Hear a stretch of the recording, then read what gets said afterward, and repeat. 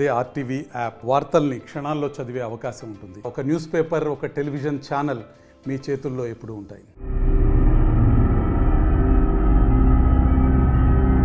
ఫిబ్రవరి 29 తర్వాత Paytm పనిచేయదా?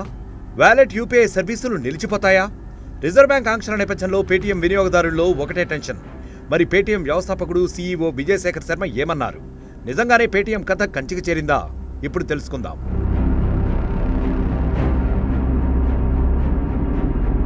Digital పేమెంట్స్లో విప్లవాన్ని తీసుకురావడంలో పేటీఎంది కీలక పాత్ర.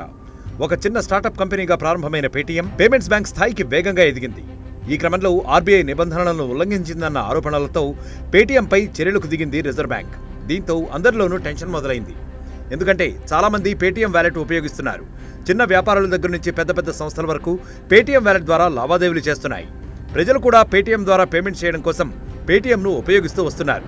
అయితే ఇప్పటికిప్పుడు పేటీఎం వ్యాలెట్లో ఉన్న డబ్బుకు ఎటువంటి ఇబ్బంది లేదు. కానీ ఇకపై అందులో డిపాజిట్ చేయడం కుదరదు. ఇప్పుడు ఉన్న బ్యాలెన్స్ వాడుకునే వెసులుబాటు ఉంది. ఇక్కడ ఇంకో విషయం ఏమిటంటే పేటీఎం నుంచి మనం యథావిధిగా పేమెంట్స్ చేయవచ్చు. అంటే మనం మన బ్యాంక్ అకౌంట్ ద్వారా పేమెంట్స్ చేస్తాం. డబ్బు మన అకౌంట్ నుంచి అవతల వారికి చేరుతుంది. అందువల్ల దీని విషయంలో ఎటువంటి ఇబ్బంది లేదు.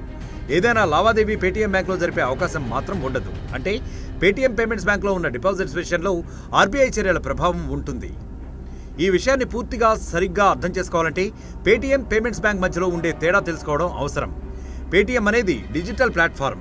అలాగే పేటీఎం పేమెంట్స్ బ్యాంక్ లైసెన్స్ పొందిన ఆర్థిక సంస్థ. ఈ రెండింటికి చాలా తేడా ఉంది. పేటీఎం పేమెంట్స్ బ్యాంక్కి బ్యాంకింగ్ లైసెన్స్ అవసరం. ఇది బ్యాంకింగ్ సర్వీసులను అంటే డిపాజిట్స్, లోన్స్, క్రెడిట్ కార్డు ఇలాంటి సర్వీసులను అందిస్తుంది. అందువల్ల ఇది మన సెంట్రల్ బ్యాంక్ ఆర్బీఐ నిబంధనల చక్రంలోనే పనిచేయాల్సి ఉంటుంది.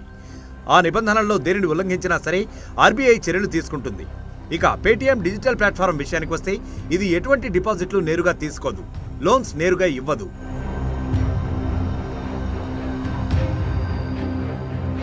కస్టమర్కి వ్యాపారికి, కస్టమర్కి మధ్య డిజిటల్ పేమెంట్స్ చేయడంలో సహకరిస్తుంది. దీనిలో చేసే బిల్ పేమెంట్స్ వంటివి కస్టమర్ బ్యాంక్ అకౌంట్ నుంచి జరుగుతాయి. అందువల్ల దీనికి ఆర్బీఐ బ్యాంకింగ్ నిబంధనలు వర్తించవు. ఇక ఎప్పటిలానే మనం పేటీఎం డిజిటల్ యాప్ నుంచి పేమెంట్ చేసుకోవచ్చు. అయితే గుర్తుంచుకోవాల్సిన అంశం ఏమిటంటే పేటీఎం వ్యాలెట్లో మీరు డబ్బును ఉంచడం కుదరదు. ఎందుకంటే వ్యాలెట్లో ఉండే మీ డబ్బు పేటీఎం పేమెంట్స్ బ్యాంకులో జమ అయి ఉంటుంది. ఇప్పుడు ఆర్బీఐ చర్యలు తీసుకున్నది పేటీఎం పేమెంట్స్ బ్యాంక్ పైన. అందువల్ల వ్యాలెట్లో ఏదైనా బ్యాలెన్స్ ఉంటే దానిని మీరు మీ బ్యాంక్ అకౌంట్కి ట్రాన్స్ఫర్ చేసుకోవాలి. మరోవైపు రిజర్వ్ బ్యాంక్ విధించిన ఆంక్షల వల్ల పేటీఎం షేర్లు ఒక్కసారిగా కుప్పకూలాయి. ఒక్కో షేరు ధర 20% వరకు క్షీణించి ఎన్ఎస్సీలో 6 వారాల కనిష్టానికి చేరుకుంది. దీంతో కంపెనీ మార్కెట్ $1.2 బిలియన్ నష్టపోయింది. 2021 నుంచి కంపెనీ ఫామ్లోకి వచ్చిన తర్వాత అత్యంత చెత్త ట్రేడింగ్ను గురువారం నాడు నమోదు చేశాయి.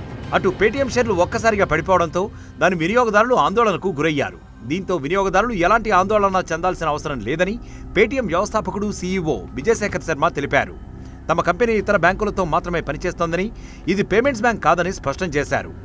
రిజర్వ్ బ్యాంక్ ఆంక్షలు కంపెనీ మార్కెటింగ్, ఫైనాన్షియల్ అంశాల కారణంగా సేవల వల్ల వ్యాపారం ప్రభావితం కాదన్నారు. ఉబర్ తర్వాత దేశంలో అత్యంత వేగంగా దూసుకెళ్లిన స్టార్టప్ కంపెనీ పేటీఎం. 2016 నవంబర్లో మోదీ పెద్ద నోట్లను రద్దు చేసిన తరుణంలో పేటీఎం చాలా వేగంగా మార్కెట్లో ప్రాచుర్యాన్ని పొందింది. డిజిటల్ చెల్లింపుల విభాగంలో కొత్త ఒరవడిని సృష్టించింది. మరిన్ని వీడియోస్ కోసం ఛానల్ ని సబ్స్క్రైబ్ చేయండి. లేటెస్ట్ అప్డేట్స్ కోసం వాట్సాప్ ఛానల్ ని ఫాలో చేయండి. అండ్ లింక్ డిస్క్రిప్షన్ లో ఉంది.